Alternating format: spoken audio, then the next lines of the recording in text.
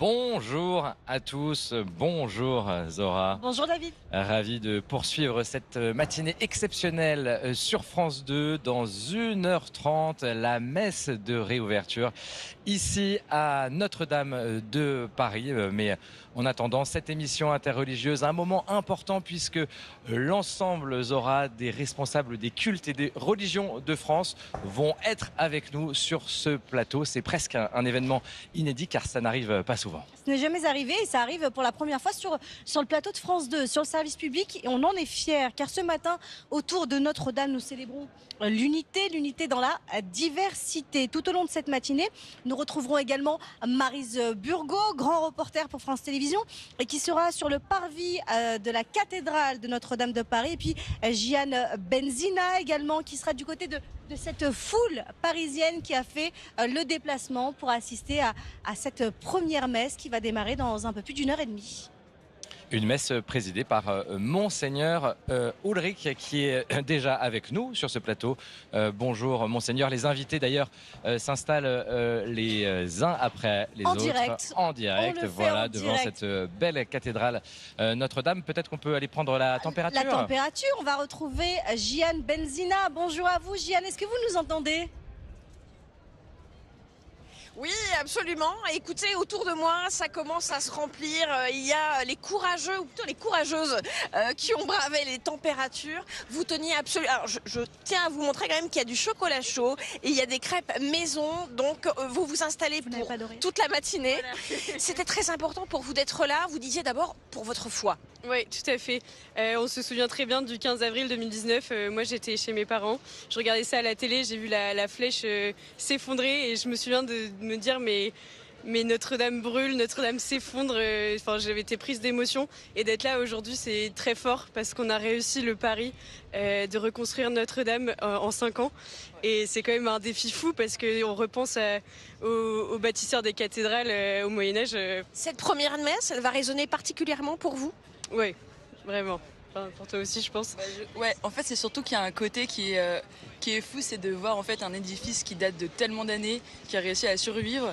Et du coup, d'être là, il y a la dimension historique et aussi la dimension pour nous qui est spirituelle. Mais je pense que pour beaucoup, ça peut être historique. C'est vraiment historique ce qu'on est en train de vivre, quoi. Vous pensez que vous arriverez à vous connecter à ceux qui sont à l'intérieur de la messe à ce moment-là ? Oui. On aimerait bien, oui, quand même. Oui, parce que on a beau être en dehors, au fond, on est là pour la même chose. Et donc, oui, c'est très important. On vit l'histoire en même temps que ceux qui sont à l'intérieur. Et puis, c'est qu'une question de temps, on va finir par y rentrer un jour ou l'autre. Voilà, rendez-vous est pris. En attendant, vous voyez, on se tient chaud. Voilà. Merci beaucoup Jian Benzina. On vous retrouvera tout au long de la matinée. Vous allez prendre le pouls auprès de ces Parisiens qui ont fait le déplacement. On va peut-être faire un tour du côté du parvis de la cathédrale et du côté des officiels avec Maryse Burgot. Comment se prépare cette célébration du côté des officiels ? Bonjour. Bonjour. Eh bien, vous le voyez, en fait, les 2500 invités de cette messe sont en train d'arriver sous un petit crachin. Mais tout le monde est tout de même très, très heureux. Parmi les personnes invitées, il y a 150 évêques venus du monde entier, il y a une centaine de représentants des paroisses parisiennes, mais il y a aussi une centaine de personnes en situation de précarité. On veut ainsi montrer le rôle social du christianisme. Ces personnes sont sans domicile fixe ou alors en situation de maladie ou de handicap. Elles sont entourées d'une vingtaine d'associations parisiennes. Certaines sont très connues comme le Secours catholique, d'autres le sont un peu moins, comme cette association du 15e arrondissement qui s'appelle Antigel et dont le rôle est de mettre à l'abri les bagages justement des sans-abri pour leur faciliter la vie. Et après la messe, eh bien, toutes ces personnes vont se retrouver ensemble pour un déjeuner de fête et tout cela se fera dans une sorte de communion avec les évêques et ces personnes en situation de précarité et tous les représentants de ces associations. Merci beaucoup Maryse, on vous suivra tout au long de cette matinée. Vous allez nous faire vivre en direct l'arrivée des différents chefs d'État et de gouvernement. C'est donc une matinée exceptionnelle exceptionnelle. David, on l'a indiqué il y a quelques minutes puisque nous avons autour de cette table et ce n'est jamais arrivé. Les 7 représentants, 6 pour l'instant, un 7e arrive dans quelques instants, mais les 7 représentants de culte en France. D'abord, Monseigneur Laurent Ulrich, archevêque de Paris, bonjour à vous. À mes côtés également Chaim Corsia, grand rabbin de France, Chemseddine Hafiz, recteur de la Grande Mosquée de Paris. Également sur ce plateau, Monseigneur Golnisch, vicaire général de l'ordinariat des catholiques orientaux en France, Christian Krieger, président de la Fédération protestante de France, Anthony Bousmar, qui est là également, coprésident de l'Union bouddhiste de France, et puis vient d'arriver sur ce plateau, Monseigneur Siméon Kosek, évêque orthodoxe et membre de l'Assemblée des évêques orthodoxes de France. Bienvenue à vous tous. Monseigneur Ulrich, on va peut-être revenir avec vous sur ce qui a été vécu hier soir ici derrière nous, l'ouverture des portes de la cathédrale. On regarde, vous avez frappé les 3 coups et on va commenter ces images. On regarde d'abord.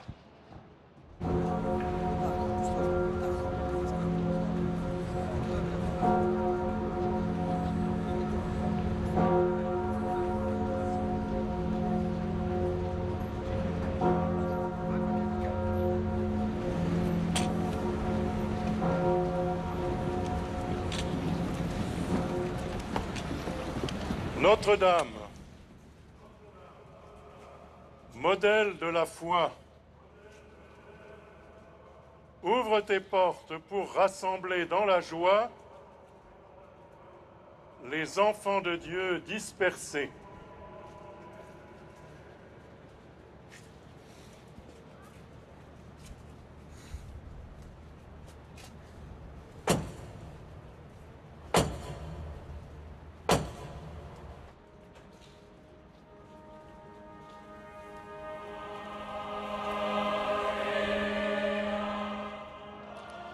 Ah, ces images sont historiques.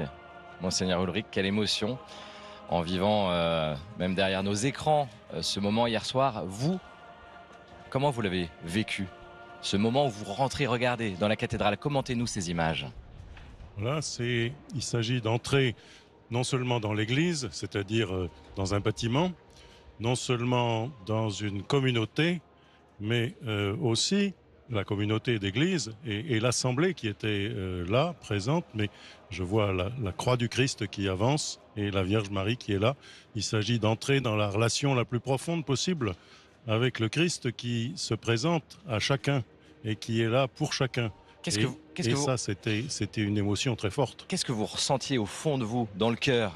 Dans le cœur, ce que je ressentais, c'était cette émotion d'être uni à lui, le Christ que je sers depuis des années, et que je sais que les gens qui étaient là sentaient, qu'ils soient croyants ou non, ils savent que c'est pour le Christ que nous étions là. Et pour la Vierge Marie, sa mère. Ce moment fort, on l'a découvert hier, mais un premier moment fort, puisque dans un peu moins d'1 heure et demie, vous allez diriger cette toute première messe à l'intérieur de Notre-Dame. On imagine que ça va être un moment particulier là aussi.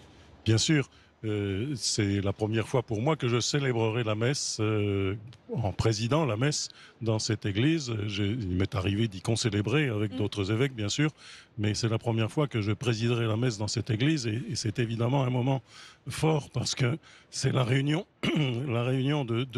des croyants qui est là aujourd'hui, qui se manifeste, et la réunion des croyants catholiques qui désirent accueillir tout le monde dans cette église. À vos côtés, il y a Chemseddine Hafiz. Je vais vous demander si vous voulez bien lui prêter votre micro, puisque c'est la matinée du partage ce matin. Chemseddine Hafiz, vous êtes le recteur de la Grande Mosquée de Paris.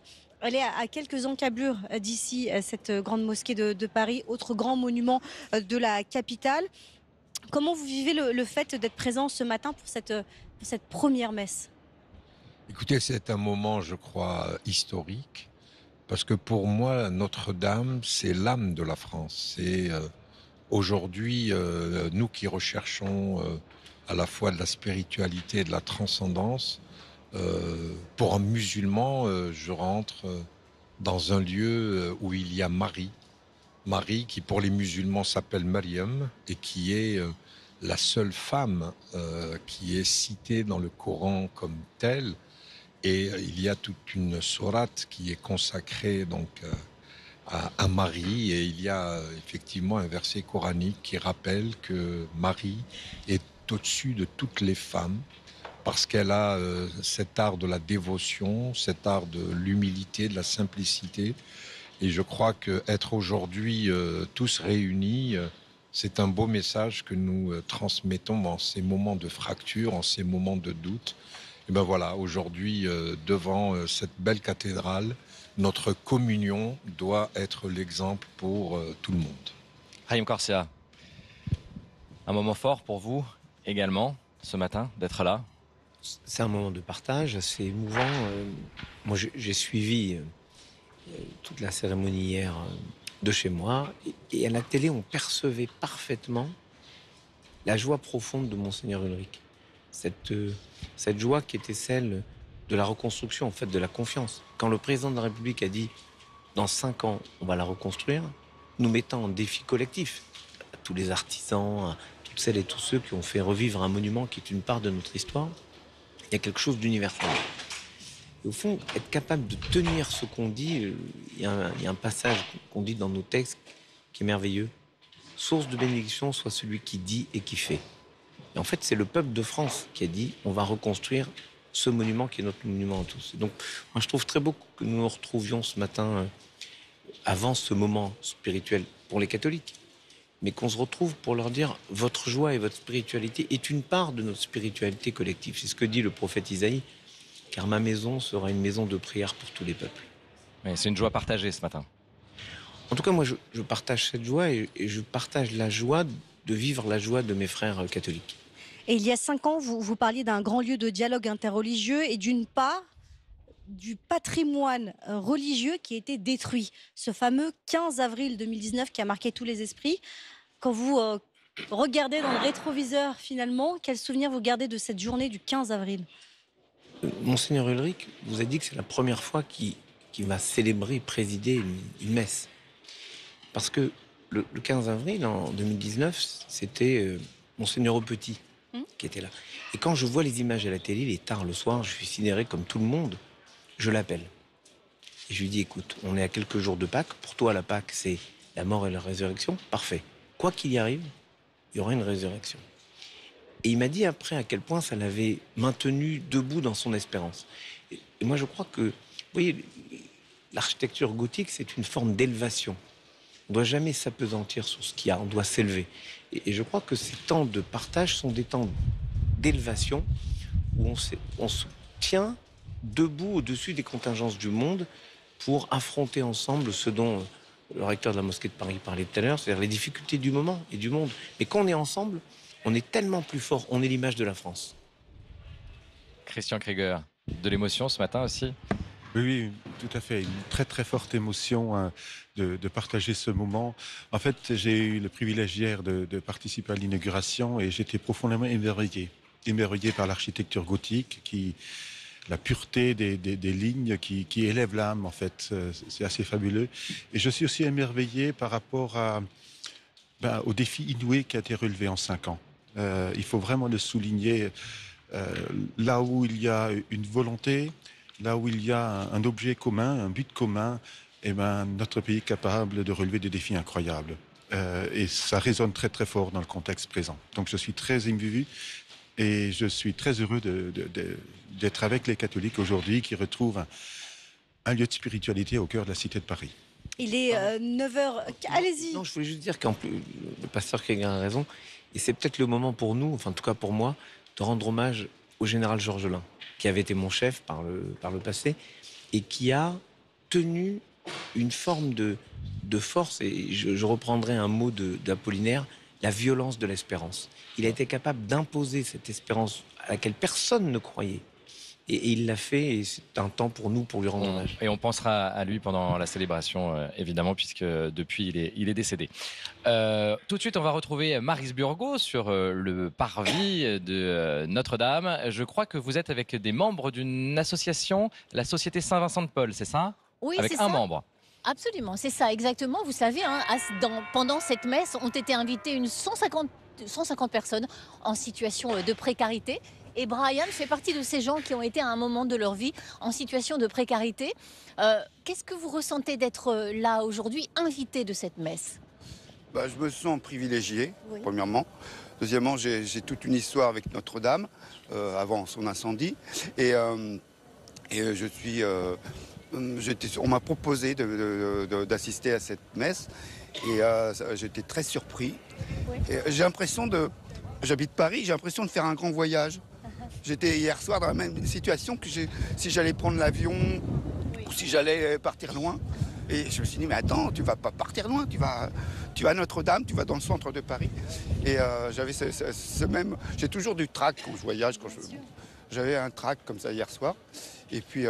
Et le fait que des personnes en situation de précarité étaient invitées, vous disiez que c'était bien, mais vous disiez que vous me disiez une chose assez intéressante à l'instant, juste avant l'antenne. Oui, je trouve que hier, la cérémonie d'ouverture, il n'y aurait dû y avoir que des précaires, des pauvres, des malades, des vieux, comme ça, entre parenthèses, des inconnus, et surtout pas de people, surtout pas de gens de pouvoir.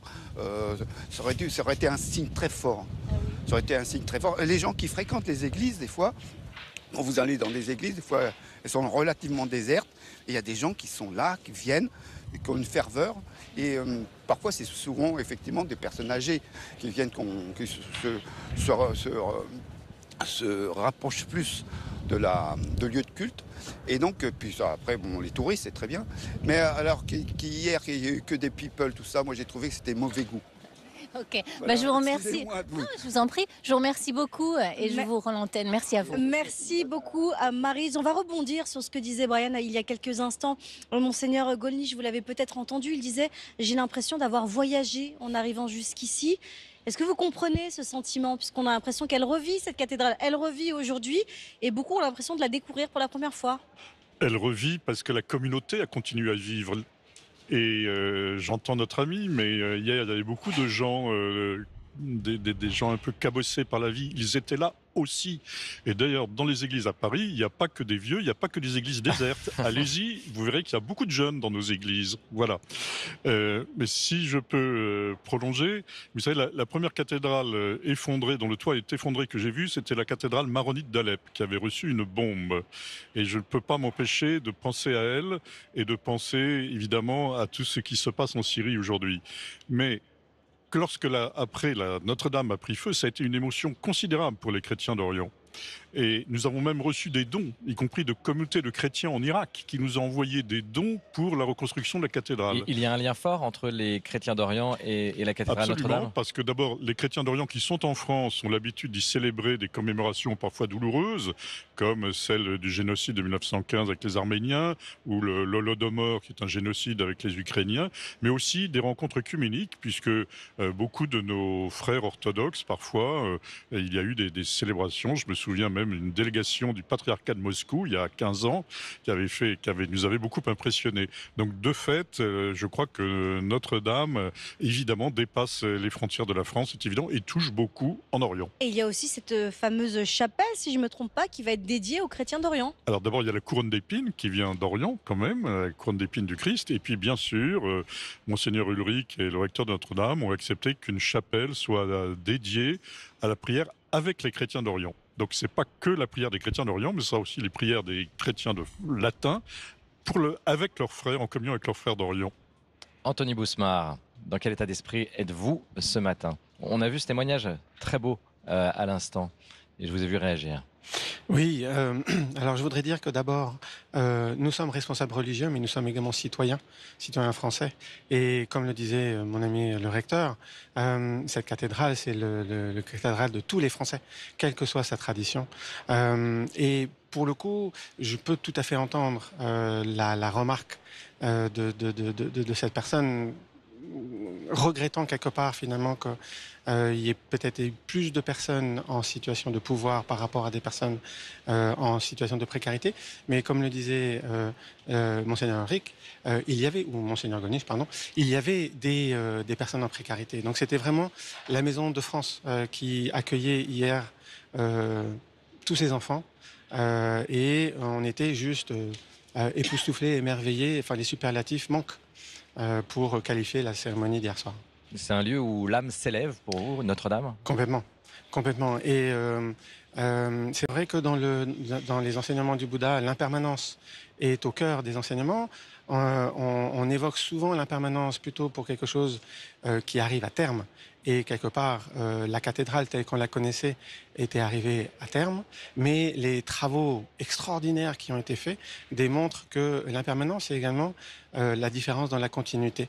Et aujourd'hui, on retrouve une cathédrale quasiment à l'image de ce qu'elle était avant l'incendie terrible de 2019, mais en même temps, c'est plus la même.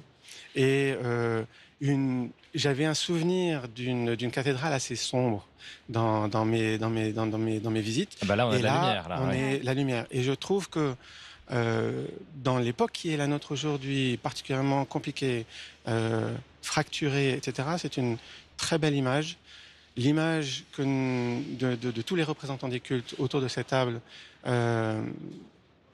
parle également dans cette direction-là. C'est que finalement, quand on est unis, on va très loin et on est capable de réaliser l'irréalisable. Cette image et cette présence, pardon David, cette présence de vous sept autour de cette table, elle parle, mais elle est aussi importante dans ces périodes assez difficiles qu'on traverse. On le sait. Je vais vous demander de passer le micro juste à côté de vous, Monseigneur Cossec. Bonjour, vous n'avez pas encore pris la parole. On a entendu ce témoignage tout à l'heure, cet homme qui dénonçait un peu ces hommes de pouvoir qui étaient là hier. On pouvait aussi y voir quelque chose de différent. Il y avait des personnes, des personnalités de culture, de religion, de croyances différentes. Et c'est aussi ça, Notre-Dame, c'est une maison qui ouvre ses portes à tous. Tout à fait, tout à fait. Moi, je suis extrêmement heureux d'être présent ici. Je vis cela comme un moment de grande communion parmi tous les croyants que nous sommes ici, d'une manière ou d'une autre. Et il se trouve que je suis né à Paris, je suis né juste à côté de la cathédrale. Un vrai Parisien. Donc, je suis vraiment, c'est ma mère, si j'ose dire. Et je suis rentré très souvent dans cette église en étant enfant, puis adolescent, puis jeune homme, pour avoir quelques instants de silence, de recueillement et de prière, tout en étant orthodoxe. Mais vous savez, du moment qu'on est chrétien, c'est l'essentiel. Et du moment qu'on est croyant, c'est encore plus essentiel. Voilà. Alors on en voit certains rire. On voit le recteur de la Grande Mosquée de Paris, Raïm Corsia, grand rabbin de France. Remarque, moi ça ne me gêne pas parce que moi, Marie était juive, Jésus était juif, Joseph était juif. C'est le fameux débat. J'ai du sang juif dans mon corps, voilà, bien évidemment. Non, c'est vraiment un grand moment. Monseigneur Ulrich. Voilà, je voudrais dire, la cathédrale est trop petite. Ah oui, c'est ça. Voilà. C'est vraiment une nouveauté. Ça veut dire que pour y aller, il faut y aller chacun à son tour. et j'ai pensé que, notamment parce qu'elle était trop petite, il fallait 6 mois du temps d'ouverture pour que chacun puisse dire j'y suis allé. Et c'était le jour de l'ouverture. Mais évidemment, c'est pendant 6 mois. Et puis pendant une semaine, oui, jusqu'à dimanche prochain, je vais recevoir dans cette cathédrale, pour les messes du milieu de la journée, je vais recevoir des groupes différents du diocèse de Paris. Il y aura demain les prêtres, lundi les prêtres, les diacres et les laïcs en mission. Mardi, il y aura les religieux, les religieuses, les consacrés. Mercredi, les donateurs. Jeudi, les précaires, qui rempliront tout à fait la cathédrale. Vendredi, les gens qui travaillent pour le diocèse. Et samedi, les jeunes. Et dimanche, les ouvriers qui ont travaillé au chantier, les pompiers, etc. Vous parliez des jeunes. Je crois qu'on va retrouver des scouts qui sont avec Jeanne. C'est bien ça ? Oui, exactement. J'ai trouvé les courageux cette matinée. Ah oui, regardez, ils sont tous là. Ils ont entre 12 et 17 ans. C'est une troupe de scouts d'Europe. Je suis avec le chef adjoint, Jacques.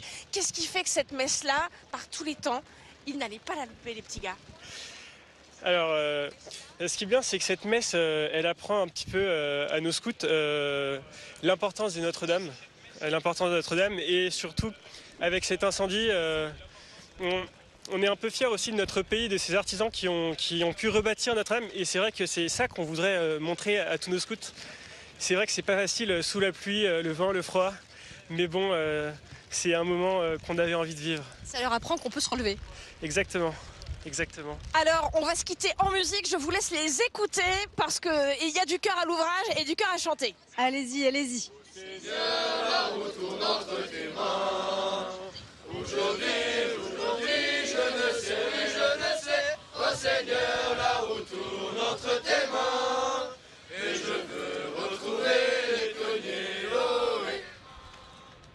Merci pour ce beaucoup, moment. merci Jeanne. Très beau moment, Christian Krieger. C'est beau ce qu'on vient de voir là. C'est très très beau. Oui, je voudrais juste réagir au témoignage de tout à l'heure. En fait, ce témoignage montre la forte identification à ce lieu. Et ce qu'il représente dans l'imaginaire collectif de tout le monde. Et en fait, nous vivons un moment d'unité nationale.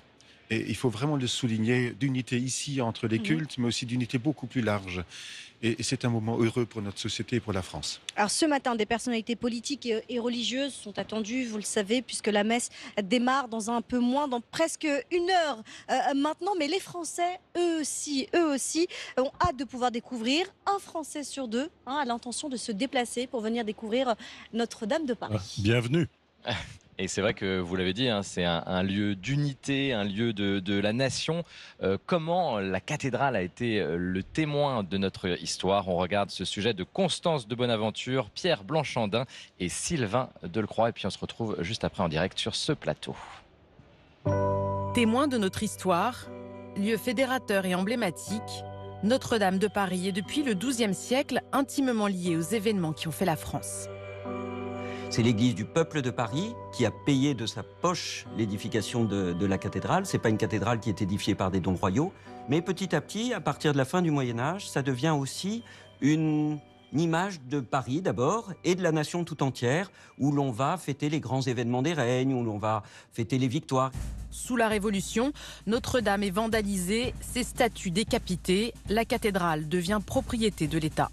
C'est pourtant elle que Napoléon va choisir pour y célébrer son sacre le 2 décembre 1804. Là où c'est très habile, c'est qu'il ne choisit pas Reims, qui est le lieu habituel des sacres des rois de France. Il choisit la cathédrale de Paris, qui est la cathédrale de la nation et qui est vécue comme telle depuis la fin du Moyen-Âge. Et c'est un lieu à la fois de légitimité pour lui et de rencontre avec le peuple de France.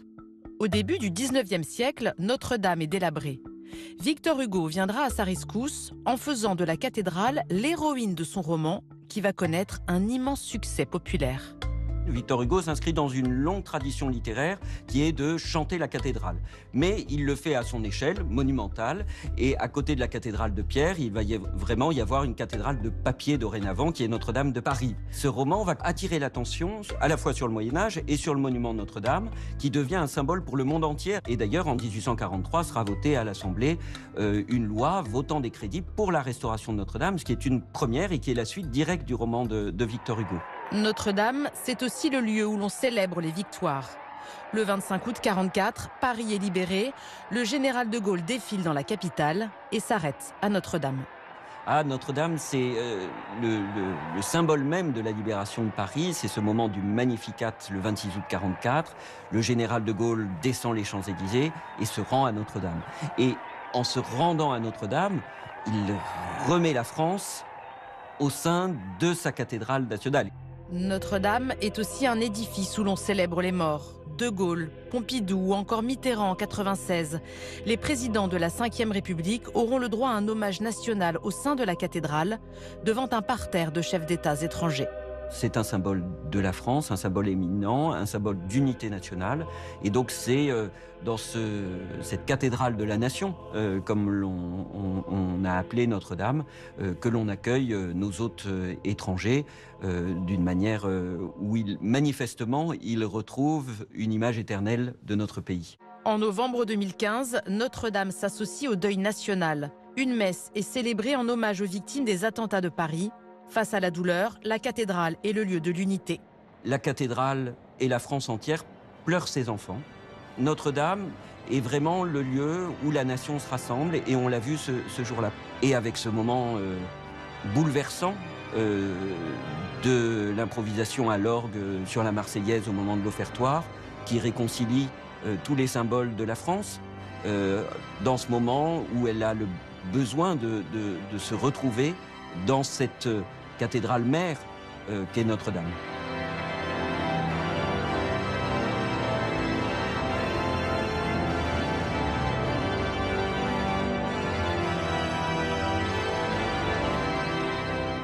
Il est bientôt 9h30 si vous nous rejoignez sur France 2, toujours France 2 qui bouscule, hein, il faut le dire, ces programmes édition spéciale, toujours à nos côtés les 7 représentants de culte en France, avec cette première messe qui va se tenir dans tout juste 1 heure à l'intérieur de Notre-Dame de Paris. Un lieu exceptionnel, on l'a vu d'un point de vue historique, avec ce reportage très émouvant quand même. Ces dernières images, cette Marseillaise en 2015 après les attentats de Paris.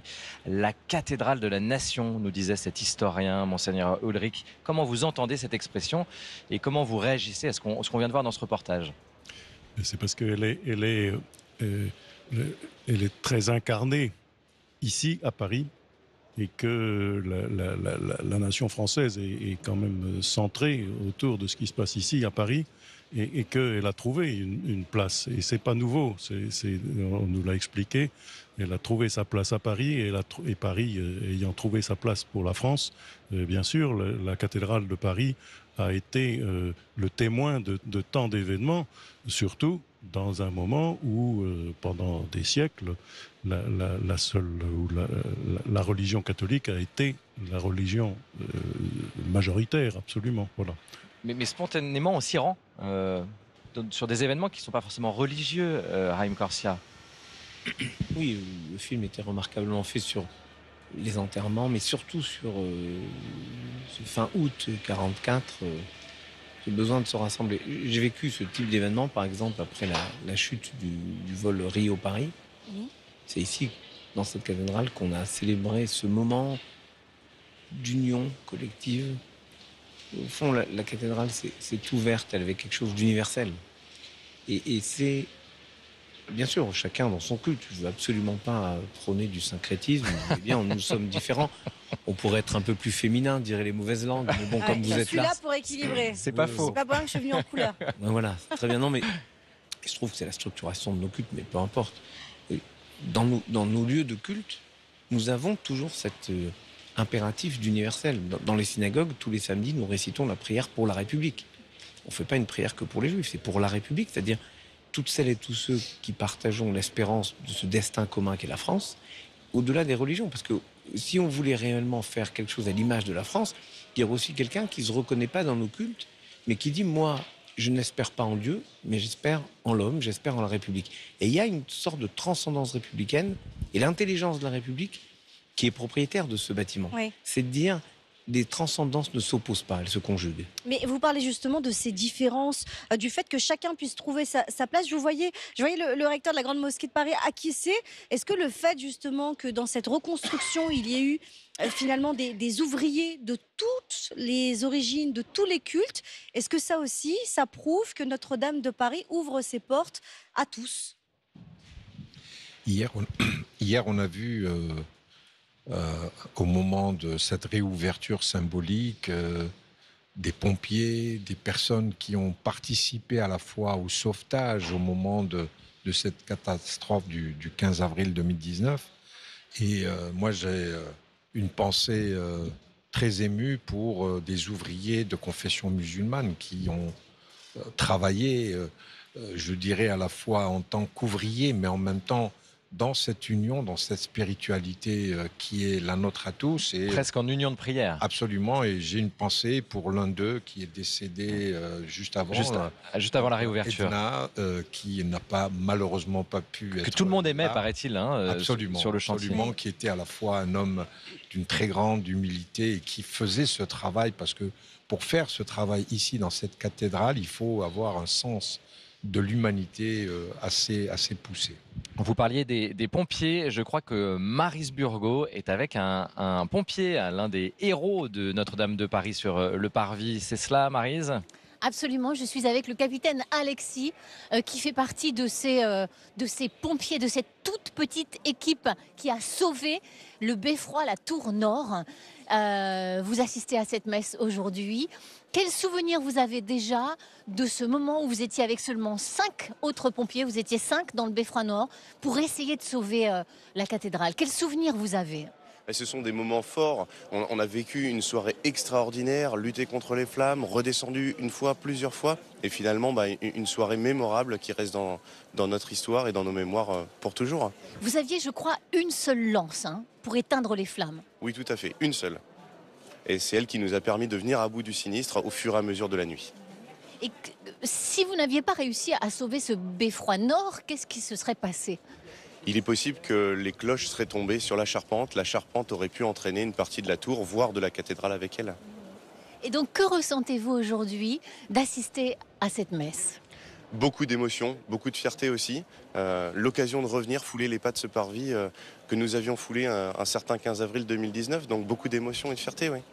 Et donc aujourd'hui, vous portez la tenue de cérémonie des sapeurs-pompiers de Paris. Ce n'était absolument pas la même tenue en 2019.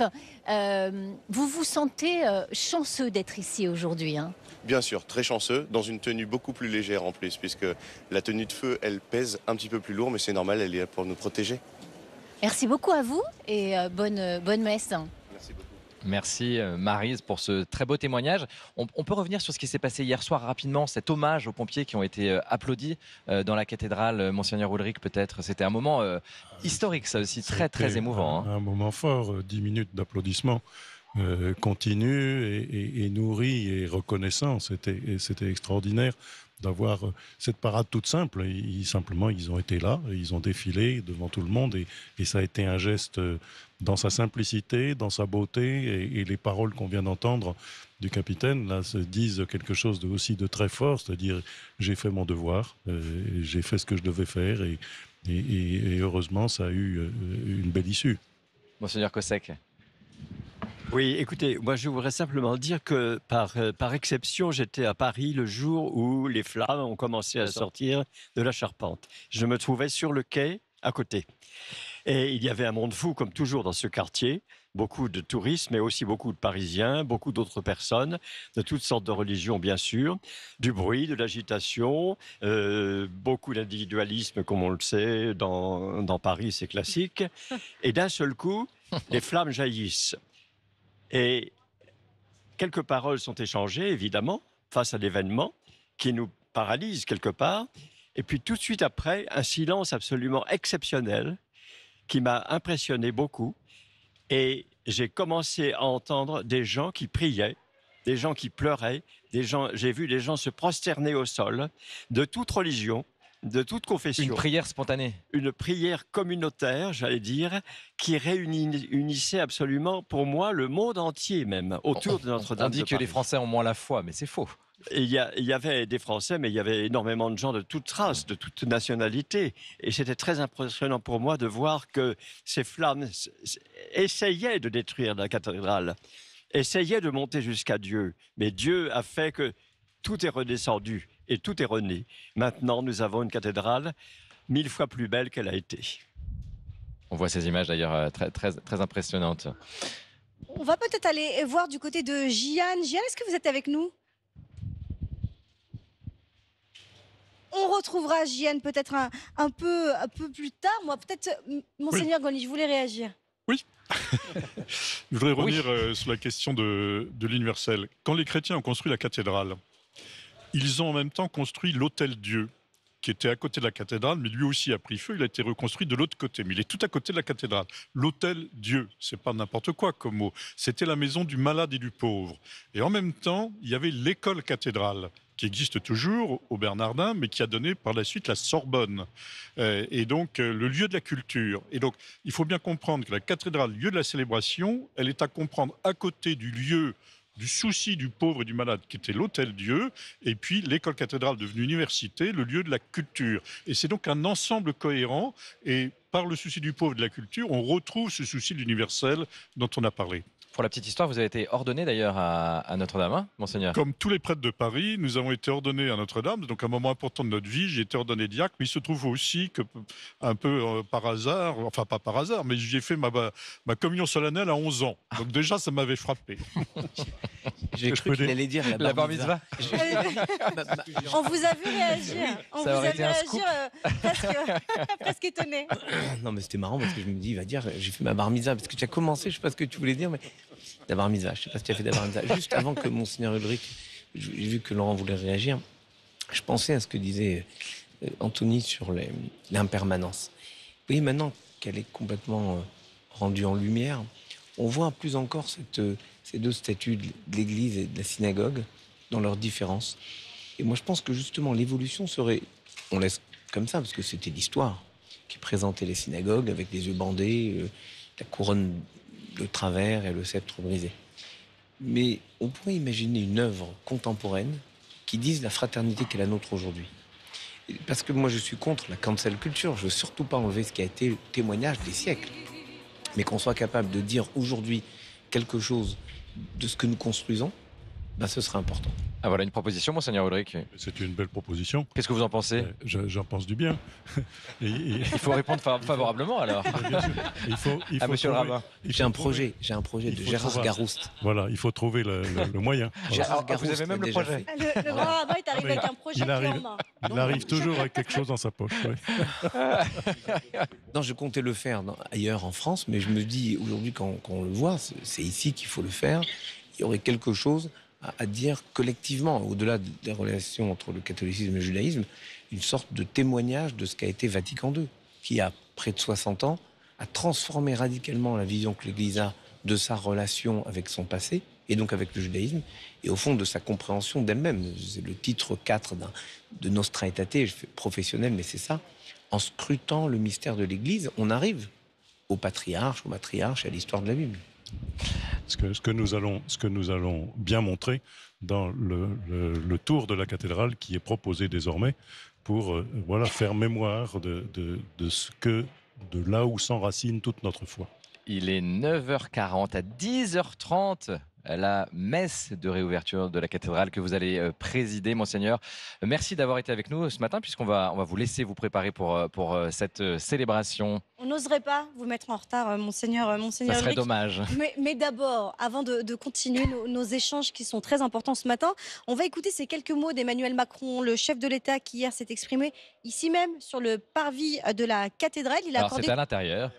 À l'intérieur. À l'intérieur, il a accordé tout un passage de son discours à la laïcité. On écoute le chef de l'État. Nous avons redécouvert ce que les grandes nations pouvaient faire, réaliser l'impossible. Cette cathédrale fut ainsi la métaphore heureuse de ce qu'est une nation et ce que devrait être le monde. Fraternité d'un peuple déterminé à faire de grands choix. Fraternité universelle et entraide. Notre-Dame nous dit que nos rêves, même les plus audacieux, ne sont possibles que par la volonté de chacun et l'engagement de tous. Notre cathédrale nous rappelle que nous sommes les héritiers d'un passé plus grand que nous, qui peut chaque jour disparaître, et les acteurs d'une époque que nous avons à transmettre. Notre cathédrale nous dit combien le sens, la transcendance nous aident à vivre dans ce monde. Transmettre et espérer.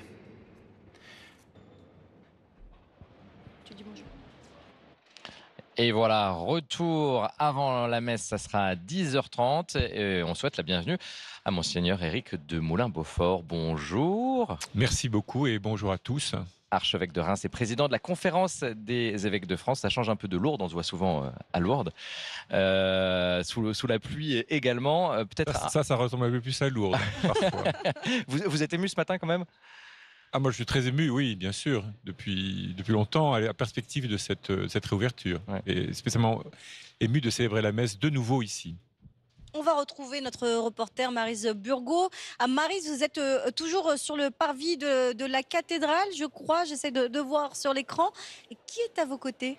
Alors, en fait, je suis juste en face du parvis et nous assistons ici à un spectacle magnifique d'une certaine manière, puisque ce sont les bannières des paroisses parisiennes. Je ne sais pas si vous les apercevez derrière moi. Elles ont été en fait créées par le couturier Jean-Charles de Castelbarjac. C'est lui qui a inventé, créé, dessiné ces bannières. Et je me trouve ici à côté de ce monsieur, si vous voulez bien vous approcher de moi. Vous représentez la paroisse Notre-Dame des Victoires. C'est dans le 2e arrondissement de Paris.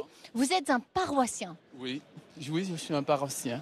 Et qu'est-ce que vous ressentez aujourd'hui? Déjà, comment vous la trouvez la bannière? Elle est très belle. Notre-Dame des Victoires, elle est belle. Et qu'est-ce que vous ressentez d'être invité aujourd'hui à cette messe inaugurale? C'est une grande joie et c'est un émerveillement d'être là et de représenter dignement Notre-Dame des Victoires et de la faire reconnaître. Et le fait que cette cathédrale soit à nouveau rendue à ses fidèles, qu'est-ce que cela vous fait ressentir comme émotion? Bah, c'est d'une joie d'être là et puis voilà, donc on retrouve la maison. Vous veniez très souvent ici? Souvent, assez souvent. Je vous remercie beaucoup et bonne messe à vous. Merci. Merci beaucoup, Maryse. Maryse, il est 9h45. D'ici quelques minutes, peut-être un quart d'heure, il va y avoir des personnalités politiques qui vont arriver. Vous nous ferez signe dès que les premiers arriveront, puisque nous sommes sur France 2 et que la matinée reste en édition spéciale pour continuer à vivre ce moment très important. Dans 3 quarts d'heure, la première messe qui sera célébrée à l'intérieur de Notre-Dame de Paris. Et avec beaucoup de témoignages émouvant ce matin, Zora. On peut revenir aussi sur ce qu'a dit le président de la République hier soir, Christian Krieger.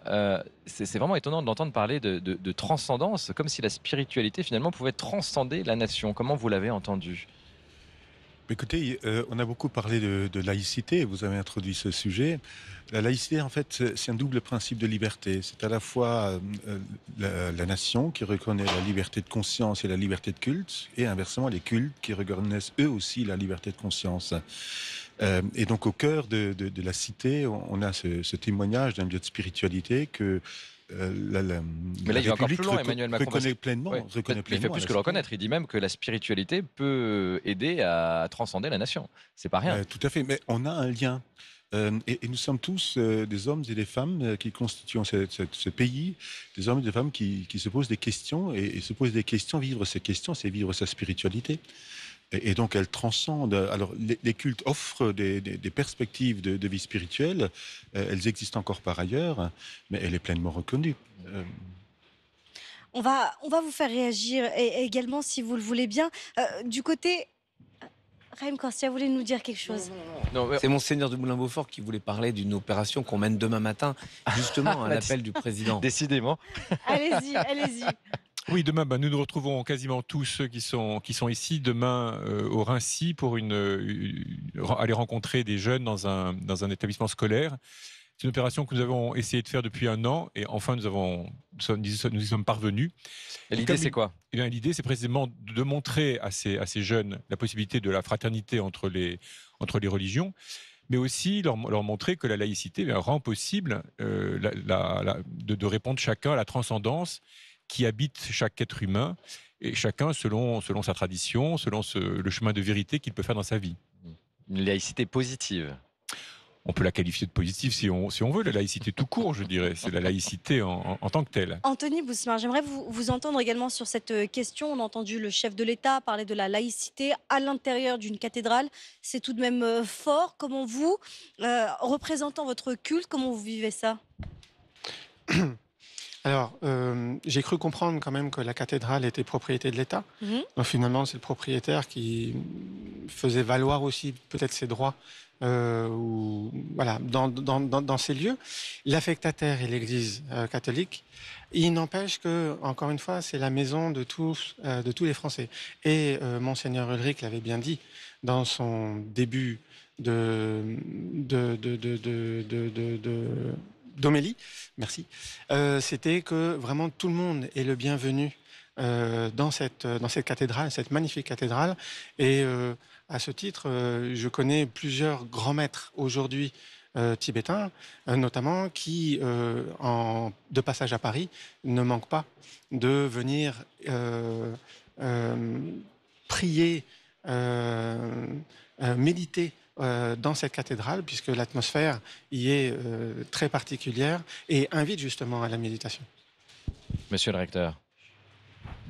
Oui, on a beaucoup de tendance aujourd'hui à mettre dos à dos la République, la laïcité et les religions, alors qu'on voit hier effectivement le président de la République affirmer dans une cathédrale cette transcendance républicaine. Et les religions ne sont pas les ennemis de la République, bien au contraire.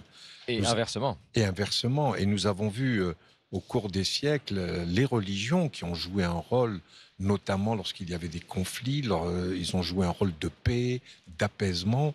Et je crois qu'aujourd'hui, c'est un peu le message que nous voulons passer. C'est dans une société fracturée que nous nous retrouvons. Et tout à l'heure, le reportage que nous avons vu, on voit que on partage ici à la fois les joies et les peines. Et hier, je crois que toute la France et le monde entier étaient représentés pour partager cette joie qui est bien évidemment catholique, mais en même temps qui est celle de tous les êtres humains, parce que nous avons cette fraternité humaine qui est notre dénominateur commun, et c'est important. Cette fraternité, vous qui avez cette grande mosquée de Paris, qui est aussi un monument ici dans la capitale, elle existe depuis presque toujours finalement. C'est juste qu'on l'oublie. On échangeait tous les deux un peu avant cette émission et vous me parliez de cette phrase du maréchal Lyautey qui vous avait marqué. C'était en 1922, alors que la première pierre de la grande mosquée de Paris était posée. Est-ce que vous pouvez nous expliquer un peu ce moment qui résume bien, il me semble en tout cas, que cette fraternité entre les cultes a toujours existé? Alors d'abord, avant de répondre à votre question, je voudrais revenir sur la question de laïcité. Imaginez aujourd'hui un militaire faire une telle déclaration qu'a faite le maréchal Lyautey. C'était en 1922, au moment de la pose de la première pierre. Et donc celui qui allait devenir le premier recteur de la grande mosquée de Paris, Kadour Ben Rabrit, avait, avec des imams, apporté une boussole pour faire la recherche de la direction de la Mecque pour pouvoir ériger cette mosquée. À ce moment-là, le maréchal Lyautey va déclarer, quand le minaret de cette grande mosquée de Paris va s'ériger dans les cieux de l'Île-de-France, ce ne sera qu'une prière de plus, que les tours de Notre-Dame ne seront point jalouses. C'est là où on voit cette vraie fraternité. Et puis je terminerai, quand le grand rabbin parle de cette architecture, de ces lieux de culte, moi je rappellerai simplement que le prophète de l'islam avait dit que Dieu était beau et qu'il aimait le beau. Et aujourd'hui, je pense que lorsqu'on regarde cette façade de la cathédrale, c'est vraiment d'une beauté qui fait qu'en tant que musulman, je suis émerveillé. Je voudrais donner la parole à Lévinas qui parlait de la fraternité comme un fait originel, c'est-à-dire quelque chose qui nous précède. Et notre tâche, en fait, c'est de la reconnaître, d'en prendre conscience et de l'incarner. Et quand on parle de transcendance, c'est effectivement se saisir aussi de cette transcendance horizontale, hein, qui s'élève et qui nous élève. Il y a eu un débat, est-ce que le président devait parler devant la cathédrale ou à l'intérieur de la cathédrale? Alors, à cause de la météo, il a parlé à l'intérieur. La météo, hein. voilà. Faut Alors, préciser les raisons. Et il y a une forme. La météo, c'est le bon Dieu. Voilà. On n'oserait pas, un dimanche matin, contredire l'un des 7 représentants des cultes. Mais vous savez, il y a un choc de logique dans la compréhension d'un lieu de culte. Vous avez à la fois la logique de la maison de Dieu, donc il y a un certain caractère sacré, dont il faudrait en fait le différencier des profanes. Et vous avez la maison du peuple, où les fidèles s'assemblent pour écouter la parole et pour vivre cette spiritualité. Et en fait, on a transcendé ça hier. C'est le principe, c'est le principe de la laïcité, justement, que beaucoup confondent à tort, tellement à tort, avec l'athéisme. C'est la laïcité qui nous permet de dialoguer entre nous. Parce qu'on est en équité, nous sommes des citoyens et porteurs d'une spiritualité, mais qui n'empiètent en rien sur la spiritualité de l'autre, ou sur la spiritualité de quelqu'un qui dit « moi j'ai juste une transcendance spirituelle ». Montez votre micro, qu'on vous entende bien. Donc pour moi c'est évident que c'est la laïcité, le président a eu raison de le rappeler hier, c'est la laïcité qui nous offre de vivre quelque chose ensemble en nous sentant... J'ai 2 micros maintenant, un de lait, un de viande ou un ashkénaze, un séfarade, je sais pas. Choisissez le vôtre. Choisissez votre camp, allez-y. Non mais c'est ça, c'est cette laïcité qui nous a toujours été chère, parce que c'est pour ça qu'on n'aime pas, comme un peu Monseigneur Moulin-Beaufort, j'aime pas des adjectifs au terme de laïcité. La laïcité, c'est très simple, c'est la liberté de pratique religieuse et la neutralité de l'État. Mais la neutralité de l'État fait quand même que l'État nous connaît et sait quand il peut faire appel à nous. Voilà pourquoi Monseigneur Moulin-Beaufort parlait de la visite que nous allons accomplir demain matin. C'est une chance pour les religions. Oui, et puis pour ma part, comme catholique recevant cette cathédrale, je le reçois comme une grande responsabilité précisément. Et c'est ce que la cathédrale a d'une certaine façon toujours voulu signifier. Si sur la façade il y a Adam et Ève représentés, c'est précisément pour montrer que elle essaie, la cathédrale prétend raconter l'histoire de l'humanité tout entière. Dans les statues qui ornent l'entrée de la cathédrale à Reims, il y a non seulement les prophètes de l'Ancien Testament, mais il y a même Ulysse, comme une volonté d'universalité. Il y a aussi la reine de Saba. Voilà, l'idée, c'est de montrer que toute l'humanité est prise dans une destinée commune. Et c'est ce que nous essayons de servir. Et cette cathédrale parle aux jeunes également. Je crois que, Jeanne, vous êtes avec des étudiants. Oui, qui elles aussi ont eu le courage de braver la pluie, parce que je vous voilà. laisse regarder. C'est vrai que pour l'instant, la météo a un petit peu raison de la ferveur populaire. Mais après tout, ça peut encore tout à fait se remplir avant le début de cette messe. Il n'était pas question pour vous de la rater. Non, non, c'était assez important de vraiment la voir au plus près. Parce que bon, c'est vrai que hier, c'était pas hyper accessible. Et la voir alors 5 ans plus tard? Ah bah, ça n'a rien à voir. C'est vraiment magnifique. Donc j'ai hâte de pouvoir la voir de plus proche. Mais bon, là, je crois que pour décembre, ça va être compliqué. Vous allez suivre l'office, alors à l'extérieur, mais avec la même ferveur, vous diriez? Oui, c'est vrai que ça fait 5 ans que Notre-Dame est fermée. Alors c'était important pour nous de vivre la première messe de Notre-Dame, comme Alice disait, au plus près, et d'être vraiment là en union de prière avec tous ceux qui seront là à prier avec nous. Merci beaucoup. Merci Jeanne, on vous retrouve un peu plus tard, vous qui êtes courageuse et sous la pluie pour France 2. Et il pleut ce Monseigneur matin, mais c'est pas Gollnisch, grave. vous vouliez réagir? Allez-y. Oui, parce que bien sûr, je consonne avec tout ce qui a été dit, mais en même temps, moi, ça m'est arrivé de vouloir prier dans une mosquée, dans une synagogue, dans une pagode. J'espère que je pouvais le faire, voilà. Mais ce ne sont pas des lieux neutres. La cathédrale, elle n'est pas un lieu neutre, elle n'est pas simplement une annexe de la mairie. Et l'unité ne passe pas par neutraliser les lieux de culte. Il faut être attentif à cela. Il faut respecter chacun pour ce qu'il est. Il y a la neutralité de l'État. Et après ça, il y a bien l'existence particulière de chaque culte dans laquelle tous doivent pouvoir être accueillis, reçus et reconnus. Unité dans la diversité. Absolument. Monseigneur Cossack, allez-y, vous vouliez dire quelque Écoutez, chose? moi j'aurais aimé rebondir sur ce qu'a dit Monsieur le Président de la Grande Mosquée de Paris à propos de la beauté. Car effectivement, cette cathédrale est une splendeur de beauté, mais la beauté, si nous allons au-delà du mot, ou si nous le traduisons à partir du mot d'origine, beauté et bonté se confondent complètement en Dieu. Autrement dit, la beauté est toujours, si c'est vraiment la beauté, le reflet de la bonté, c'est-à-dire de l'amour de Dieu.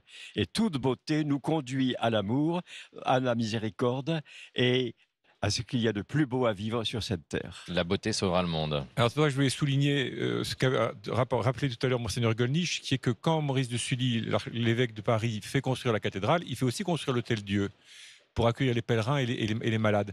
Et je trouve que là, il y a un effort à poursuivre. L'Hôtel-Dieu change de fonction.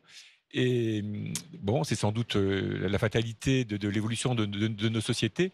Mais il y a une question. Le diocèse de Paris, en rénovant le collège des Bernardins, a repris la tradition de la formation, de l'école cathédrale, de la culture, de la réflexion, Mais là, il du manque partage. quoi, du coup, pour vous? Il manque quelque chose, certainement, Très concrètement. pour les pauvres, les malades. Il faudra trouver la forme.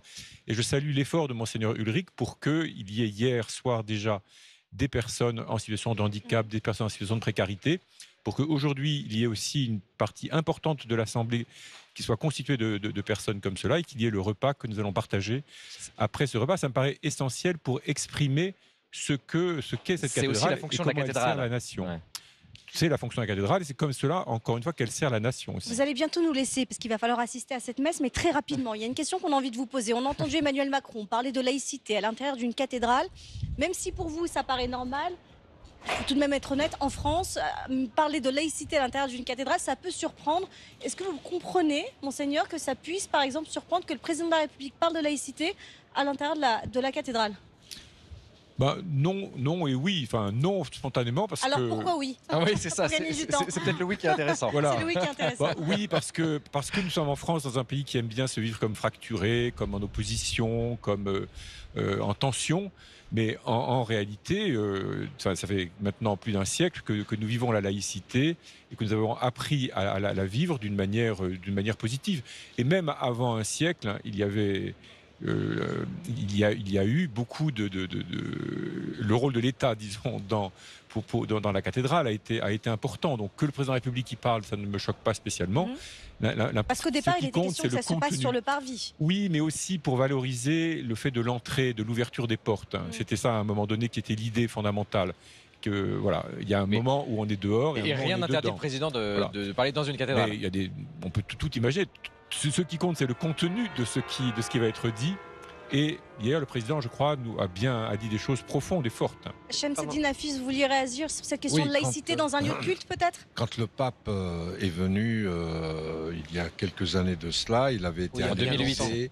Il y a bien longtemps, parce qu'il vient peu en France en ce moment. Non, mais le c'est pape un Benoît ancien XVI, pas le pape c'était Benoît François. XVI. Oui, pardon. Il vient dimanche prochain en France. La Et il vient Corse et la dimanche prochain en France, aussi, le grand rabbin.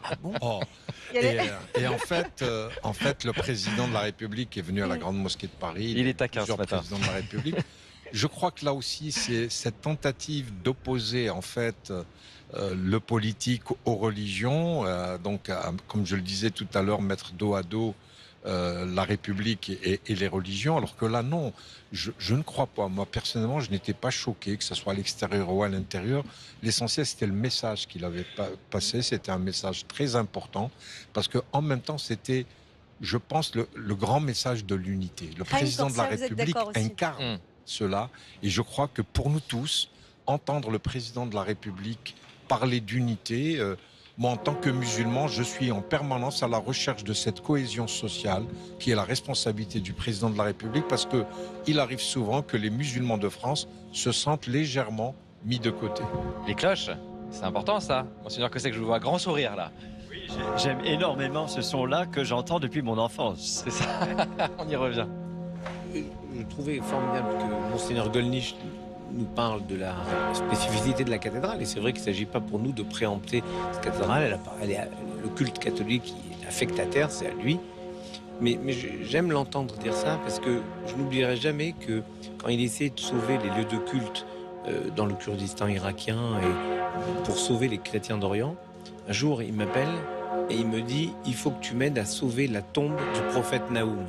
Et j'ai trouvé formidable que celui qui avait en charge la pérennisation des chrétiens d'Orient n'oublie jamais aussi les traditions et à sauver ce qui étaient les traces du judaïsme dans cette terre qui a tout fait pour les effacer. Que de beaux témoignages ce matin. Merci à vous sept. Allez-y. Je voulais rajouter un mot par rapport à ce discours du président de la République.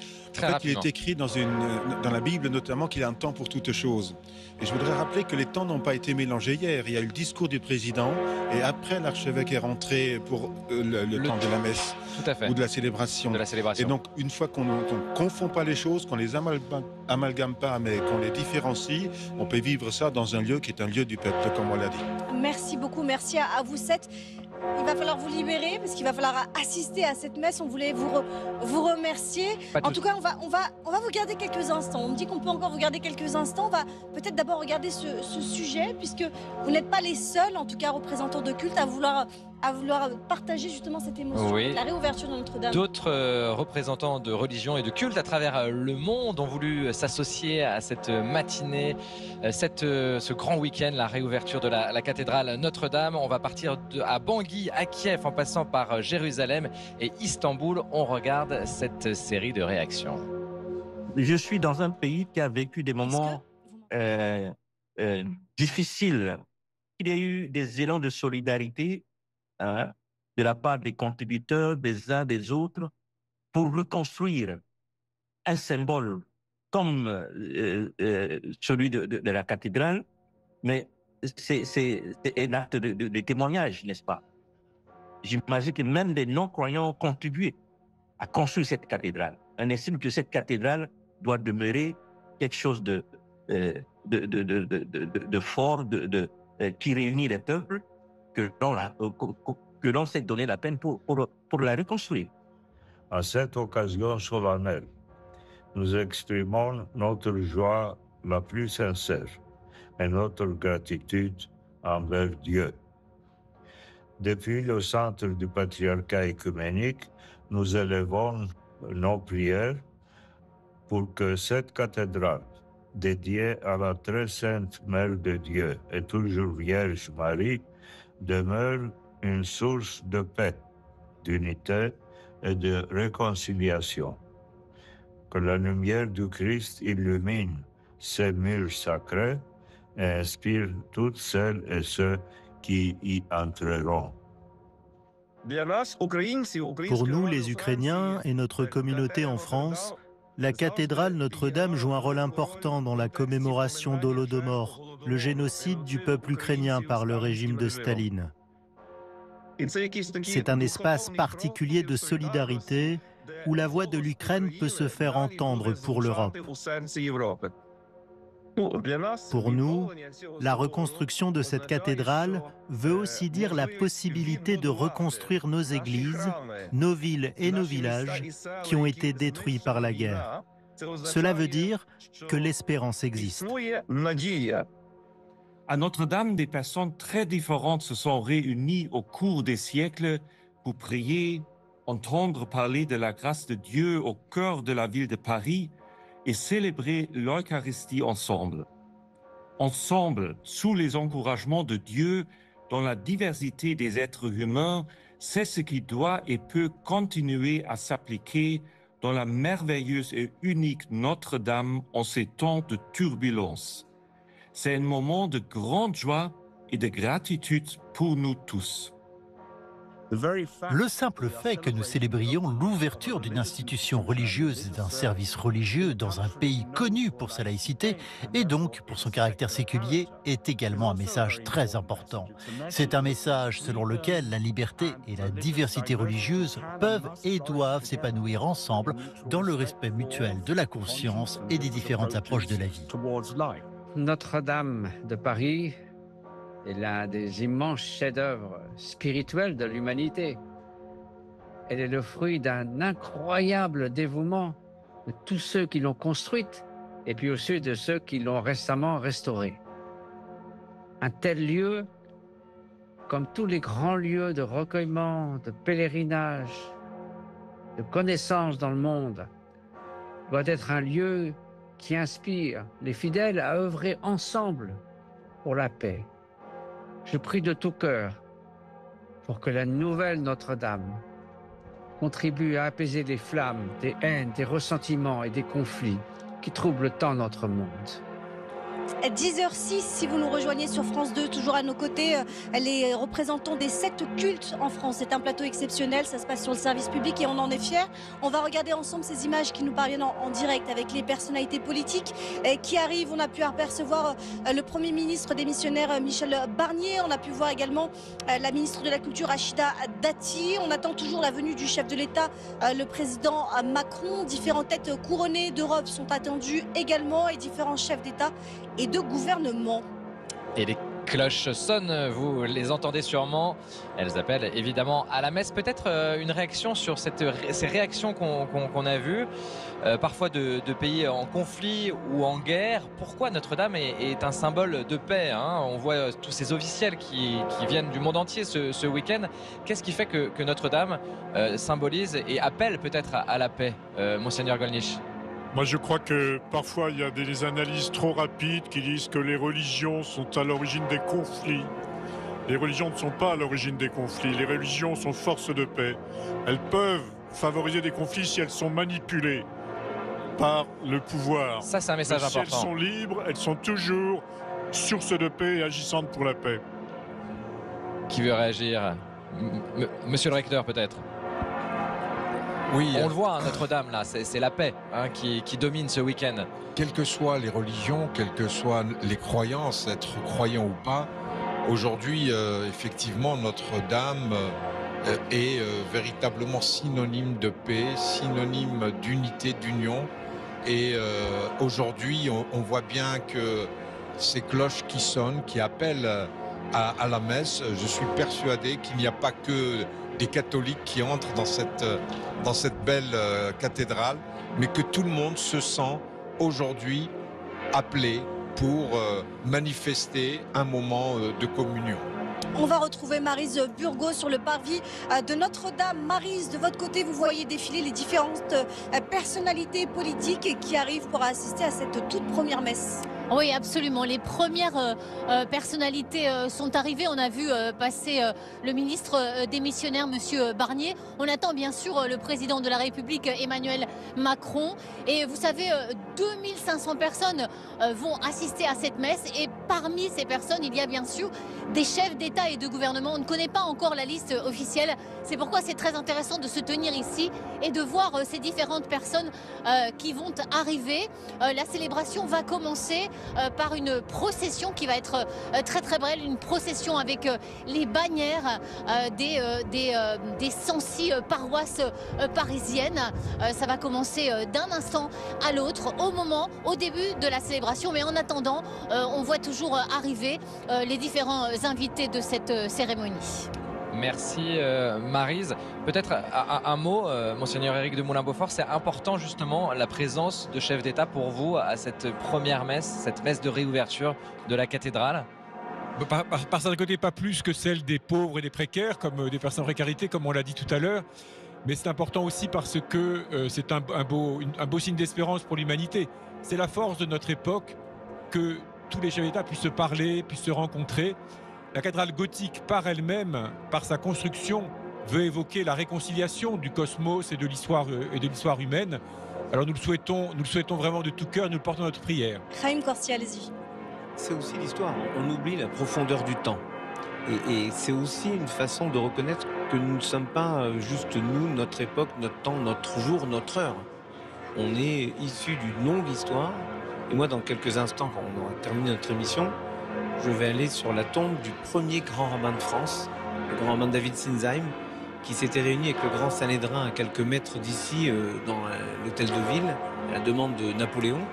Parce qu'on ne peut pas être ce que nous sommes et nous projeter dans l'avenir si on n'a pas tracé une ligne avec le passé. Et c'est aussi poursuivre le geste créateur de cette cathédrale. Pourquoi les gens viennent retrouver un élan. Et je trouve que l'élan, il faut le renouveler régulièrement. Moi, quand je vais sur la tombe du grand rabbin Sinzheim, c'est pour retrouver cet élan de confiance qui a fait du consistoire, qui est présidé par Maître Corchia et qui nous tenons, lui et moi, à la devise du consistoire, c'est-à-dire l'instance qui fédère toutes les communautés juives de France, religion et patrie. C'est parce que nous asseyons, nous sommes portés par cette histoire que nous pouvons nous tourner vers l'avenir. C'est ce que font tous les fidèles dans cette cathédrale. 10h11 sur France 2, on voit l'arrivée du président du Sénat, Gérard Larcher. On a pu voir juste avant Valérie Pécresse, présidente de la région Île-de-France. Voilà pour cette arrivée sur le parvis de Gérard Larcher qui va lui aussi assister à cette première messe. Est-ce que Notre-Dame ne ferait pas un peu de diplomatie en coulisses quelque part? Elle le permet avec toutes ces personnalités qui viennent du monde entier, Monseigneur Éric de Moulin-Beaufort. Moi, je vais vous dire un peu autre chose. Quand on se réunit dans des gratte-ciel, on peut admirer la force de la créativité humaine, la puissance de l'argent, la force du pouvoir. Il me semble que la force de ce bâtiment, c'est qu'il est habité toujours par la même prière que celle pour laquelle il a été construit. Et donc on se situe dans le long temps de l'histoire, dans le long temps de l'humanité. L'humanité, elle traverse des périodes de paix, des périodes de guerre, des périodes de prospérité, des périodes d'épreuves. Mais la cathédrale est un signe d'espérance qu'à travers notre histoire, quelque chose se construit, quelque chose s'édifie. Alors tant mieux si ça peut inspirer les puissants de ce monde qui eux aussi ont une vie intérieure, qui eux aussi ont une vie spirituelle. Non mais cette vie intérieure, elle peut compter dans des choix. Et qui peut compter fortement. Qui peut fortement compter dans des choix ou dans des choix ou des refus, des oui ou des non. Et donc nous pouvons espérer que la cathédrale les inspirera, mais c'est la prière que nous allons y célébrer. On a pu voir tout de même hier, il faut le préciser, Donald Trump rencontrer Volodymyr Zelensky, le président ukrainien. Ça s'est passé à l'Elysée, mais ensuite ils se sont retrouvés à l'intérieur de cette cathédrale. Est-ce que ça veut donc dire que ces lieux de culte-là sont aussi peut-être des endroits où l'on peut se parler de guerre et de manière apaisée ? Non, mais je crois que Notre-Dame aujourd'hui, elle rappelle quand même ce que veut dire religion. Le mot religion veut dire le lien. Et là, on est en train de reconstruire le lien. Et effectivement, lorsque le président Macron reçoit à l'Élysée à la fois le président Trump et le président Zelensky, qui se retrouvent ici, c'est ce lien qui, à travers la religion, est en train de se renforcer et de montrer à chacun notre humanité. Parce que c'est ça également l'avantage lorsqu'on est dans un lieu de culte. Comment vous ressentez ce lien, Anthony Bousmar? C'était exactement le terme que j'avais utilisé lorsque le président de la République nous avait reçus au lendemain de cette marche pour la République et contre l'antisémitisme, et je rajouterai contre tous les racismes et les rejets, les haines de l'autre. Nous sommes des liens entre tous. Et je voudrais peut-être terminer sur le fait que notre devise républicaine, c'est liberté, égalité, fraternité. Et je trouve que Notre-Dame est une belle allégorie de cette devise, puisque la liberté de croire, de ne pas croire, voire de changer de religion, c'est la laïcité. L'égalité, tout le monde est au même niveau au sein de cette cathédrale et c'est une démonstration de la fraternité. Le fait que nous soyons tous ici autour de ce plateau, enfin sur ce plateau, démontre cette fraternité qui nous unit parce qu'au-delà de nos différences, nous partageons énormément de choses et ce sont des liens d'amitié qui nous unissent. Vous parliez de différences, il y a des différences de religion, il y a aussi des différences de couleurs politiques. On les voit, ces personnalités politiques présentes à l'intérieur de cette cathédrale. On a pu voir notamment Anne Hidalgo, la maire de Paris. On a pu apercevoir également, encore une fois, je crois, Rachida Dati, différentes personnalités qui se retrouvent aujourd'hui autour de ce symbole, autour de Notre-Dame. Monseigneur Costa, quelle espérance vous avez dans le cœur? C'est important, cette espérance dans le cœur avant la messe. On parle de paix, on parle du monde, on parle des problèmes du monde, on parle des conflits, tout ce qui nous déprime ces derniers mois. Quelle espérance vous avez, vous, dans le cœur, Monseigneur? Pour moi, cette manifestation d'aujourd'hui, c'est une manifestation qui existait avant, bien évidemment, qui doit continuer, grandir et nous pousser à l'espérance. Mon frère ne doit pas être un ennemi. Mon frère doit devenir un ami. Et c'est toute la programmation de notre vie de croyants, quelle que soit notre croyance. Ça, c'est bien résumé, ça, Raïm Corsia, non? Mon frère doit devenir un ami, c'est bien ça. C'est toute l'histoire de la Bible. Bah oui. Toute l'histoire de la Bible où on a des fraternités plutôt violentes. Caïn n'est pas très sympa avec Abel. A priori, ça se passe pas très bien. Isaac et Ishmaël, c'est moyen. Jacob et Ésaü, je vous en parle pas. Joseph vendu par ses frères. Et pourtant, malgré tout, ils espèrent. Parce que cette fraternité, elle se construit. Et c'est ce que dit Dieu à Moïse au début de l'Exode. Je précise pour les pasteurs, parce que le pasteur, il est très fort dans les références. Il doit être au chapitre 3 de l'Exode, verset 12 ou 14. Dieu dit à Moïse, tu vas voir ton frère Aaron, il te verra, il se réjouira dans son cœur. Et je crois que c'est cette idée. Quand nous, on se voit, on se réjouit dans notre cœur. On n'est pas les mêmes, évidemment, nous ne sommes pas les mêmes, mais on se réjouit dans son cœur. Et la fraternité, c'est pas juste de dire, bon, on est frères, voilà. C'est on construit une fraternité. C'est toujours quelque chose à construire. Et c'est ce que disait Edmond Flegg, un des grands penseurs du judaïsme. Pourquoi je suis juif? Parce que partout où pleure une souffrance, le juif pleure avec elle. Pourquoi je suis juif? Parce que partout où le monde désespère, le juif continue à espérer. Et il instille cette espérance dans le monde, cet esprit, ce souffle de fraternité. Avant de se séparer pour que vous puissiez assister à cette messe, j'aimerais avoir votre ressenti un peu, le fait de vous retrouver tous les 7 ensemble. Vous êtes peut-être vus dans le privé tous les 7 ensemble, mais de vous avoir sur un même plateau à l'occasion de Notre-Dame. Qu'est-ce que ça vous fait? Qu'est-ce que ça vous inspire? Oui, vous savez, le Concile Vatican II a beaucoup parlé de ce que l'Église devait apporter aux autres.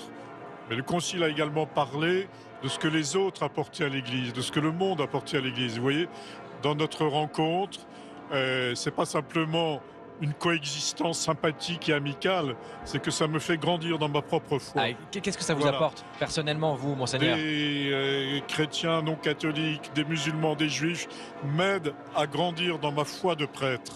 Voilà, et je le suis reconnaissant. Vous avez conscience également de ce côté de la table que votre présence, tous les 7 ici aujourd'hui, c'est important, ça a une valeur, ça peut aussi parler aux Français? Bien sûr, d'un côté, nous donnons l'exemple, parce qu'effectivement, comme on dit, la société est fracturée, elle est fracturée par de nombreux conflits. Mais je crois qu'au-delà d'être ici autour de ce plateau, nous avons appris à la fois à nous connaître et nous faisons beaucoup de choses ensemble. Alors, on vient sur un plateau, mais au-delà du plateau lui-même, nous avons mené des actions communes, nous avons travaillé ensemble, on se voit régulièrement pour pouvoir trouver des solutions à des problématiques qui se posent à nous tous. Régulièrement. Et avec le grand rabbin, il m'arrive de me bagarrer avec lui, surtout ces derniers temps. Oui. Et il dit que je ne suis pas de la même catégorie. Lui, il est poids mouche et moi, je suis pas. Mais voilà. Vous avez aussi beaucoup de points en commun. Pour vous connaître un peu dans l'intimité, vous avez des points en commun, la cuisine et d'autres choses qui vous rassemblent, même s'il y a des points de désaccord. Nous avons un grand point de désaccord, le grand rabbin et moi, parce qu'il considère que le makarod du côté de ses parents, qui sont l'ouest algérien, est meilleur que celui que ma mère et aujourd'hui ma femme font d'Alger, de Constantine. C'est complètement différent, parce que vous voyez, c'est essentiel. Est-ce qu'on met de la date ou pas dedans? Au fond, est-ce qu'il faut la pureté des choses ou pas? Vous Moi, voyez, je considère- il fallait la présence sur le plateau de France 2 du grand rabbin et du recteur de la mosquée de Paris pour se dire que finalement tout va se jouer sur le ring de la cuisine. On est très heureux Merci en de tout vous cas. avoir tous les Ouais, sept. c'était très important de vous avoir ce matin. On va vous laisser vous préparer pour la Rendre célébration. Rendre hommage et remercier En quelques secondes. Monseigneur Oui, Audrey. Moulin Beaufort Oui, Monseigneur, et Monseigneur Moulin Ulrich, Beaufort. parce qu'au fond, c'est leur cathédrale et ils acceptent de la faire un peu nôtre. Eh bien, merci pour ça. Bah, merci pour ces mots. Merci à vous sept. Merci, le grand rabbin. Merci à tous en beaucoup. tout cas d'être On vous là. laisse rejoindre C'est un tranquillement grand honneur cette belle pour nous, cathédrale. catholiques, de pouvoir célébrer avec vous, présents. De fait, c'est quand même une des joies de notre époque. Ça n'aurait pas été possible il y a 50 ou 60 ans, ça n'aurait été même pas envisagé.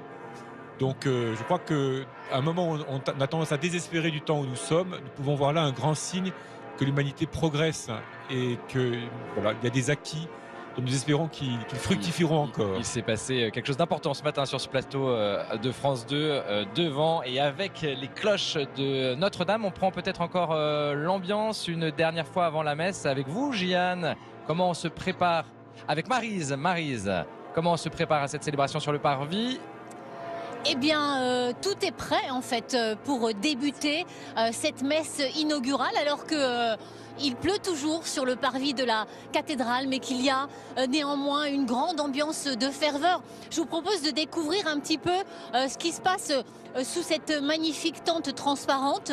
Ce sont en fait les différentes bannières des différentes paroisses de Paris. Et il va y avoir une longue procession avec le clergé, bien sûr, qui va commencer cette procession. Et c'est comme cela, en fait, que va débuter cette messe inaugurale. Pendant ce temps, les derniers invités sont en train d'arriver. À l'intérieur, vous le savez, hein, il y a 2500 personnes invitées, des personnes, des chefs de gouvernement, par exemple, des ministres. On a vu Bruno Retailleau, ministre des missionnaires de l'Intérieur, mais aussi ministre des cultes. On a vu passer aussi Rachida Dati, le président du Sénat, Gérard Larcher. Mais ce qui est intéressant, c'est qu'à l'intérieur de cette cathédrale, vous avez aussi aujourd'hui des personnes qui sont des anonymes, des personnes en situation de précarité qui sont soutenues par des associations parisiennes, des associations parfois très connues, mais d'autres qui le sont moins. Par exemple, j'ai vu passer tout à l'heure une association du 15e arrondissement de Paris. Elle s'appelle Antigel et cette association, eh bien, elle est chargée de prendre soin des bagages des sans domicile fixe pour un peu leur faciliter la vie. C'est la traduction en fait de la chrétienté et c'est comme cela aussi qu'ont été conçues ces magnifiques cathédrales, apporter du soutien aux plus pauvres, d'où la présence de ces anonymes parmi ces 2500 personnes qui attendent maintenant le début de cette messe inaugurale. Alors que vous le voyez, la procession est en train de se préparer. C'est assez magnifique ce que nous voyons ici sur cette cathédrale, alors que sur le parvis de cette cathédrale, alors que bien sûr les personnes sont prêtes hein, et que les cloches sont en train de se taire. Voilà ce que je pouvais vous dire pour l'ambiance en ce moment sur ce parvis de la cathédrale. Merci beaucoup, merci Marie. C'était un plaisir de vous avoir à nos côtés pour cette édition spéciale. Vous qu'on a l'habitude de vous voir un peu partout à travers la planète pour suivre les derniers événements. Et bien là, vous avez pu commenter avec nous l'arrivée de ces personnalités politiques, de ces têtes couronnées qui ont fait le déplacement pour cette première messe à l'occasion de la réouverture de Notre-Dame de Paris. Merci beaucoup Maryse Burgot. Merci. Alors qu'on voit ces très belles images de l'intérieur de la cathédrale, ça fait du bien de voir cette cathédrale à nouveau pleine pour pleine célébrer de vie. la messe dans quelques minutes maintenant. Alors que Christian Macarian nous a rejoint sur ce plateau. Bonjour Christian. Bonjour David. Journaliste Bonjour. éditorialiste Bonjour. sur les questions internationales, notamment pour Radio Classique et Le Point. Peut-être un peu d'émotion. Qu'est-ce que vous ressentez ce matin? Vous allez commenter la messe avec moi tout à l'heure. Énormément d'émotions parce qu'il ne faut jamais perdre de vue que les pierres de Notre-Dame, chacune des pierres, sont indissociables de la foi qui a permis de les soulever. Avec les bannières, regardez les bannières qui représentent les paroisses de Paris, notamment aussi dans ces bannières les paroisses orientales qui sont représentées. Les pierres de Notre-Dame sont indissociables de la foi qui a permis de les tailler. Et je vous interromps Christian, je m'excuse, on voit en direct l'arrivée du chef de l'État, Emmanuel Macron, 10h24, qui arrive donc accompagné de son épouse, Brigitte Macron. Ensemble, ils vont donc entrer dans cette cathédrale Notre-Dame. Il est donc le dernier chef d'État à rentrer ce dimanche matin, pour assister à la messe. On a pu voir d'autres personnalités politiques entrer avant lui. Oui, il y a une cinquantaine de chefs d'État et de gouvernement au total depuis hier qui se sont pressés sous Notre-Dame. Et je trouve assez remarquable, même assez admirable, que l'équilibre ait pu être gardé à la fois sur la base des principes de la laïcité. On a quand même un président qui a parlé dans son discours public de transcendance, ce qui n'est pas banal. Il a même dit la transcendance nous aide à vivre dans ce monde. C'est courageux de sa part Il salue Monseigneur Ribado-Dumas, le recteur de cette cathédrale. Absolument. Et on voit en direct l'entrée du chef de l'État accompagné de son épouse. Ils vont donc s'installer quelques minutes à peine avant le début de cette messe.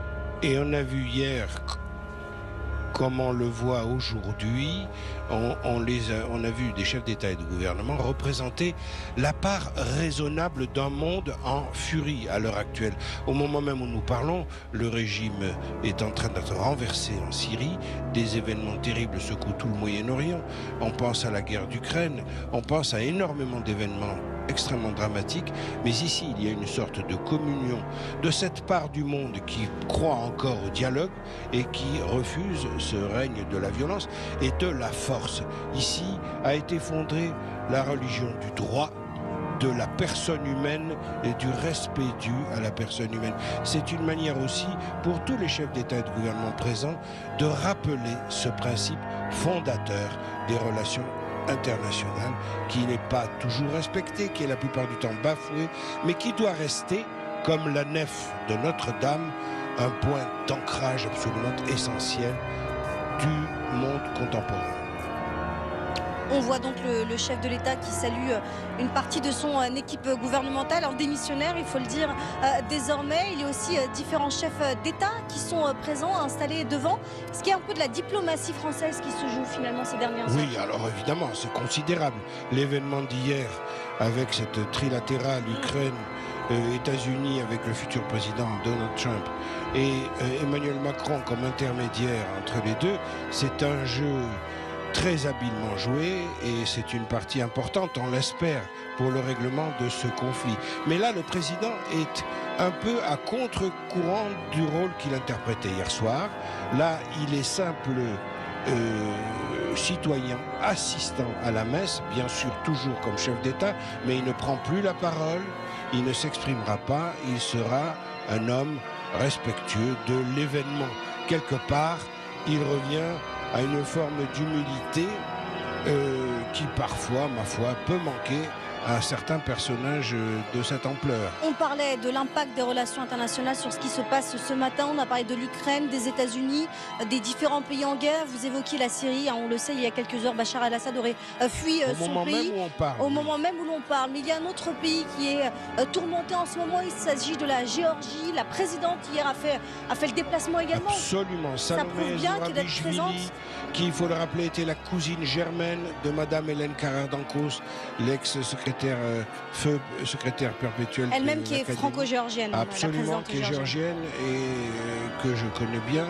Madame Zourabichvili est venue avec une grande dignité rappeler à toute l'Europe et à tous les pays ici rassemblés à la recherche de l'affirmation de valeurs fondamentales qui fondent l'Occident. Elle est venue rappeler qu'il ne faut pas laisser tomber la Géorgie, qui est véritablement victime d'une tentative de reprise en main de la part de la Russie. Il y a énormément d'actualité dans cette consécration de l'hôtel de Notre-Dame. Et ça, c'est extrêmement chrétien, il ne faut jamais le perdre de vue. L'histoire n'est pas écrite, l'histoire de l'Église non plus, et cette histoire est à écrire, elle s'écrit sous nos yeux, et des acteurs sont venus... On va prier pour la paix ce matin. On va prier pour la paix. On va prier pour la paix ce matin, et c'est très très important. Allez enseigner les nations, dit le Christ, c'est tout à fait conforme à ce message. Merci Christian, on va vivre la messe ensemble. Je vous remercie Zora, c'était un plaisir de présenter David. cette émission interreligieuse avec vous. Grande joie, on a vécu un beau moment. Merci aux équipes de France Télévisions pour cette émission interreligieuse. Et tout de suite, la messe que nous allons commenter ensemble, Christian.